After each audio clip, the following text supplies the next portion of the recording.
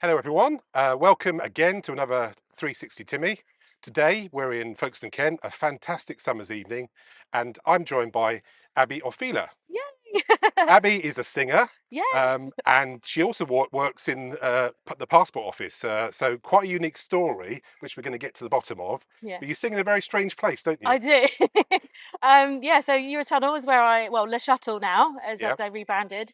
So I do the passport exit checks for the Home Office, but I also sing in the terminal building for the passengers, as one of the entertainment singers, part of the crew. So that's where I'm based at the moment. That's my second home. Um, and yeah, I've just finished the summer, and I'll be back in October. So. So that's the kind of headline. Where did it all start then? Where did singing start for you?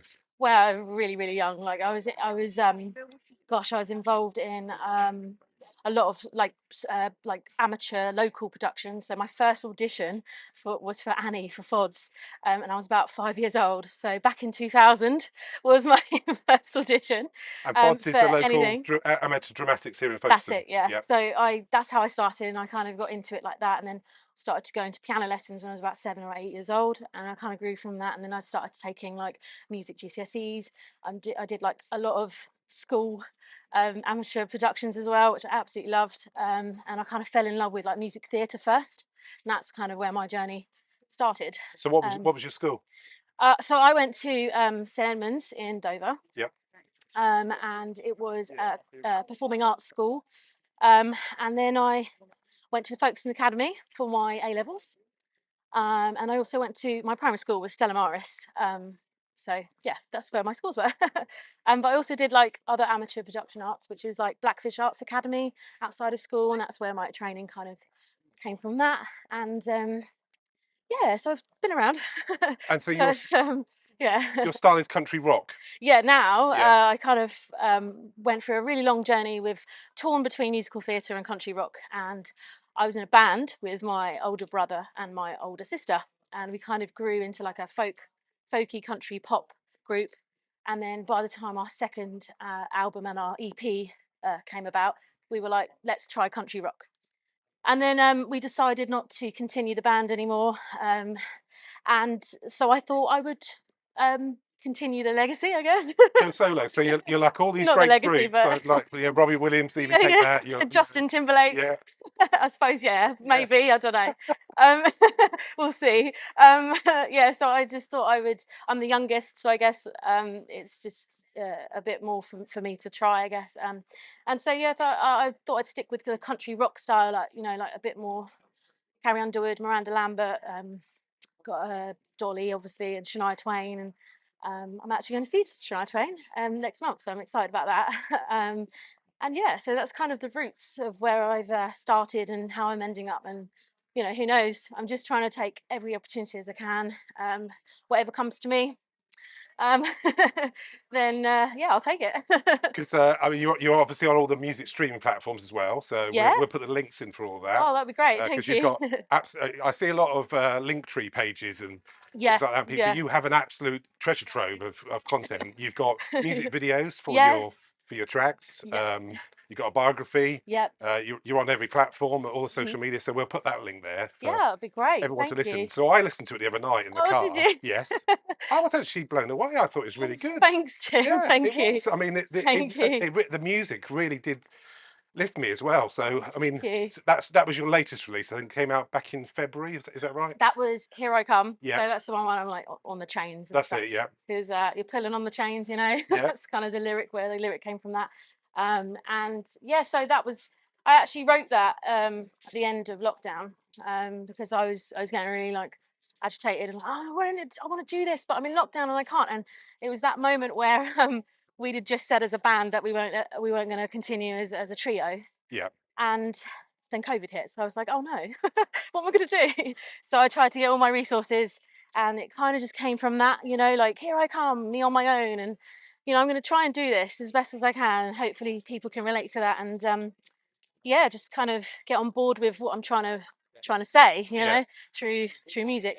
So yeah, that's all I really hope for. So how does that creative process come about then? So do you write the lyrics and then you work with someone on the music side of things, or do you um, do the whole thing? for the the songs that I've released so far, the 3 songs that I've released, I've written all myself, like melody line, lyrics, structure, and then when I go into a studio, that's when we start to like get the drums and the produce and the product kind of starts to come alive. Yeah. So yeah, so A Million Lies was my first release, and that just kind of came about spare of the moment. But I always try and brush up the lyrics before I get into the studio, just if there's anything not quite sure on that I want it to be like, you know, as close as it can be before you get into the studio, because yeah, you don't want to be kind of wasting time on the lyrics. So Yeah. So do you work with the yeah. same team every time then in terms of producing and studio? Do you know my 2 first singles that I released as a solo artist? I had my very good friend Charlie Stinchcombe, so shout out to Charlie. He actually lives around here, so bless him. Charlie. Hello, Charlie. Bless his heart. He really helped me through COVID and lockdown. He's got a home studio in his room, Oh and he wow. just kind of like fixed all the drums and the guitars. He's a very, very, very good guitarist. Yeah. He plays electric guitar, and I love that. So, so he. Bless him, he really, really helped me with that, and I thank you for that because that's kind of started and launched, you know, in between COVID and everything. It launched that kind of side, my sound for me as a solo artist rather than a trio. Yeah. So yeah, that was really lovely, and I really appreciate what Charlie did for me. So thank you. If you watch this, Oh, hopefully you will. yes, I'll Um, get him to watch it. and Charlie did a good job on the sound. It really does. And Yeah, thank it really you. does. All of it Yeah, sounds super clear, thank you very really punchy. much. I loved Thank it. you. It's Even though it was done electronically, I absolutely love what Charlie did with it. I sent him the song, the structure, the melody, the lyrics, everything I did in my bedroom actually, and then he just kind of fixed all the rest. But the most recent, single that I got out in February, I actually went into a studio with my good friend Paul West. So shout out to Paul West. He's got a lovely studio up in London, and he said, "Yeah, come up." And that was when we were able to actually see people and like get back into the studio. oh And yeah, that it was so amazing getting back into the studio.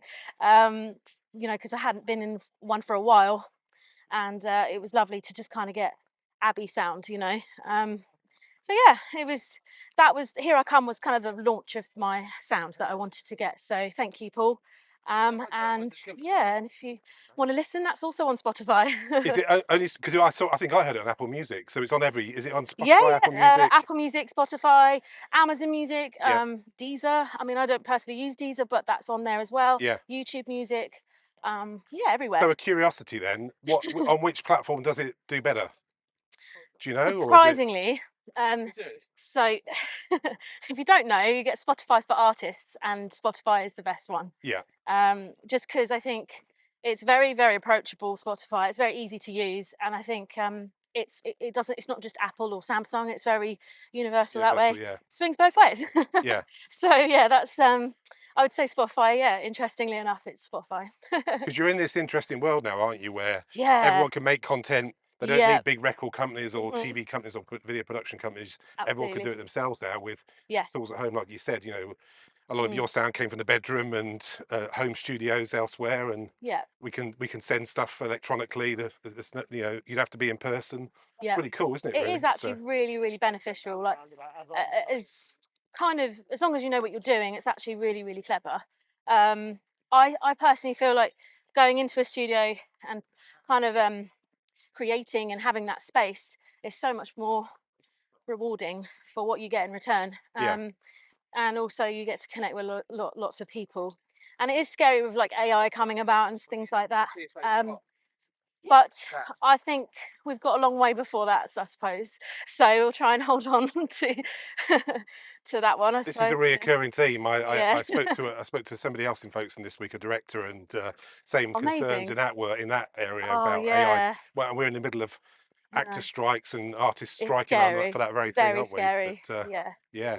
So how did the gig at Eurotunnel come about then? That's see one minute you're checking passports.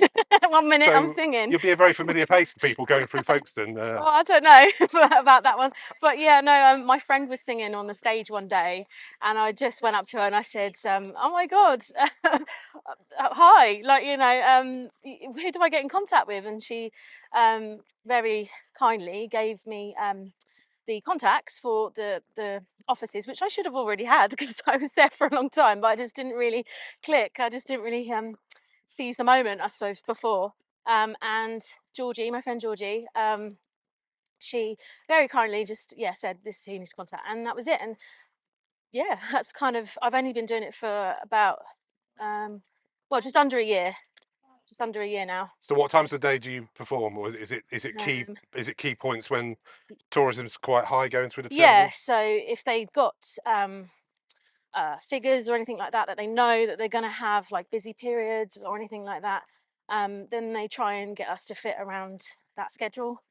Most mornings is kind of busy anyway, so I'd say our earliest that we start is either 6 or 7 o'clock in the morning. Wow. So Well, yeah, that is an early gig for a voice to wake up that early. yeah. Wow, that's really good. Yeah, it's quite amazing, really. But I get up for 6 o'clock to do passports as well, so I kind of just think it's the norm. Yeah. Yeah. And what kind of reception do you get? Have you had any great comments from anyone famous coming Um, through, or do you just know? general public comments? I haven't yet. Yeah. I haven't met anyone famous yet. Um, but a few people have said, which I think is very, very lovely, is that they've said that I sound like a CD player, which I don't know what to Interesting. take for that. That's an interesting They say comment. it sounds like I'm on the stereo, which is really, really lovely. But yeah, again, I don't know what to kind of feel about that. Yeah. Good or bad, I don't know. So yeah, that's what they say. And then I guess you had a couple of good gigs with BBC Introducing as well, Yeah, oh my gosh, locally. that was amazing. So Abby McCarthy, who's BBC introducing for BBC Radio Kent with Dominic King, um, and she said she'd love to use "Here I Come," my latest release, um, as the BBC introducing track of the week for International Women's Day. Wow. So yeah, that was a really cool thing. Yeah. When I got that message, I was actually sitting on my bed, just kind of being a bit grumpy that day. So it kind of really made my day. So thanks, Abby, and thank you, Dom, for giving that a spin for the whole week. That was it. Yeah, it really, really made my day when I got that message. And that's led on to you've done some performances in some. I saw the Cavern Club on that. Yeah, Wow, yeah. So that's a good one, yeah, isn't it? that was an amazing trip slash performance. That was just really fun. I got into contact with the British Country Music Awards Association, sorry, and yeah, so BCMA were looking for acts to play at the Cavern Club. And I was like, "Oh, absolutely. Can you please have me on the bill? Because that's somewhere I've always wanted to play." And my brother as well. So picked up Matt, picked up Dad, and off we went. And 5 hour journey That's a later, long drive, isn't it, to Liverpool? yeah, it Yes. was a half an hour set. And we just played it out to our heart's content and just loved it and just enjoyed it for what it was. But what we didn't know when we first applied for it, that Ashley Campbell, who's Glenn Campbell's Yeah. daughter, was on the bill. So Oh, I played just after Ashley Campbell, and that was very hard yeah. to live up to. Like, going on after Ashley Campbell, you're thinking, "Oh my goodness, not going to live up to that one." No. But she was very lovely. She's really good, and it was just all around an amazing experience, and with a few surprises thrown in, just like that. So yeah, that was a really, really cool experience. Yeah. So you've done quite a few shows. So how much touring or performing do you do in a year in different venues, Um, would you say? Gosh, because obviously before COVID, I was with my band, and we did loads, like all over. Like we did Gibraltar, we did Scotland, we did Nashville, we did loads of Oh, other places. Yeah, and that was an amazing experience, and touring and the journey itself was just incredible. I bet. And to do it with your family was Yeah. was amazing. Nashville. I mean, Yeah, Nashville is it was the place we were like, we've got to go there. yeah. We've got to do it. And as soon as we turned, remember when I said that we turned into country music, country rock? As soon as we decided that's the route that we wanted to take instead of folk pop, we were all about the boots, and we just changed all of our image, and we were just wanting to go to Nashville, and that was it. Matt got a Stetson, I which love was it. lovely. Me and Lou got some boots, and yeah, it was it was just good fun. Yeah. So what's next then? So you've presumably got other songs waiting I do. I to have be quite a created? lot of Abi stuff that Yeah, I've kept. Kind of what I was going to do is bring it to the table to Lou and Matt, but obviously we're not doing that anymore. But that's okay. Never say never. yeah. And so I'm joining forces with Matt, my brother, and we're going to like go through all the songs as much as we can, just kind of because when I wrote them I was very young, so they can sound a little bit like the lyrics probably need to be um, tweaked a little bit. Don't think of that, do you? Yeah, you just That's don't. yes. Like there's things that I'm thinking, oh no, I sound like I'm 16. Because I kept them, I didn't want to like show them to the band because I felt a bit embarrassed because I was the youngest. So I was Yeah. like, Well, oh you're no, pouring your heart into these things as well, aren't you? So and I was just like, oh, I don't know if they're going to like it. So I kind of kept them hidden. And, actually in our journey of a band, I ended up writing about 30 to 40 songs. So I've just got a lot of work to do now. yes. Is to clean them up, make sure they're ready to go, and hopefully soon my journey would be an album. So Yeah. that would be the big thing that I would love to do.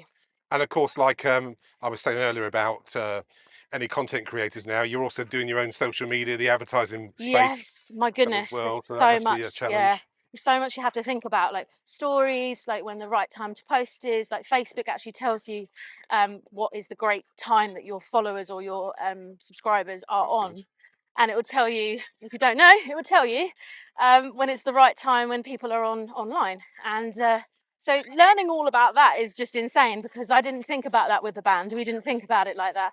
We just kind of wanted to announce things and see where it got to, which really you should just do anyway. But yeah, no, it's very, very in depth now.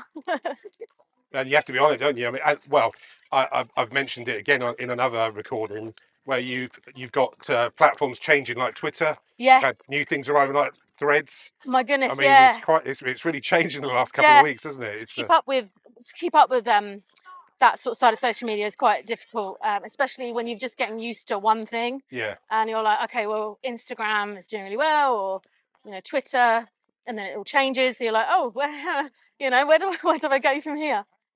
So yeah, it's just hard to keep on top, but we'll get there.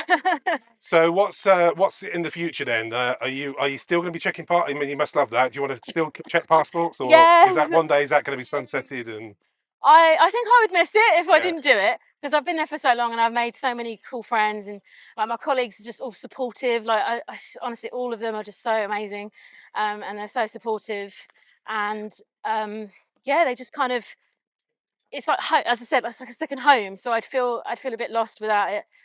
One day I would love to be touring and doing all the big stuff, and but yeah, I guess I'm just at home there for now, and then we'll see what happens, and maybe I'll branch away and spread my wings and fly. so when do you hope we can hear some more new tracks from you then? Probably in the couple of months, maybe to the early next year. Yeah. Yeah, it's just a lot to like to sort of like take in when you're writing a song, and also it's very kind of can get quite expensive. So we just got to push on, and yeah, so I would say in the next kind of like couple of months, maybe into the new year, I am really looking forward to getting in the studio next month, because I would love to get an autumn song out that I wrote when I was 21. So yeah, that would be amazing to get that one out at this side of the year. But if it's not going to happen, then I'm all for releasing it in the new year. Yeah. I usually release songs about March, February time, because the internet says it's a good time to do it. So we'll I see. just love this whole new way of working. I really do. You would have had someone in the record company dictating that before. Now Absolutely. it's Well, social media platforms and real data. It's really cool, isn't it? it is really, really cool because it does mean that, you can open up the world to a lot more artists that maybe never would have got a chance. Yeah, And I do love that. I think everyone should have an opportunity. Why is it only that, people's friends of friends in the companies get a chance? What about people who have really, really worked hard for years and years? And it's really lovely to see like some of my friends, my musician friends, like, all these people actually finally getting a chance to do what they love to do. So, and yeah, it's really great. It's making me closer and closer to what I want to do. yeah. And yeah, it's lovely. It's really lovely to see. Um, yeah. Well, so I think I'd like to catch up again I'd love once to, you've got Ken. our new music. Yes, that'd So, be amazing. but for now, thank you, Abby. Thank you, What a Tim. fantastic conversation. Yeah. And you take care. Yeah, take care, Tim. Many thanks. Thanks.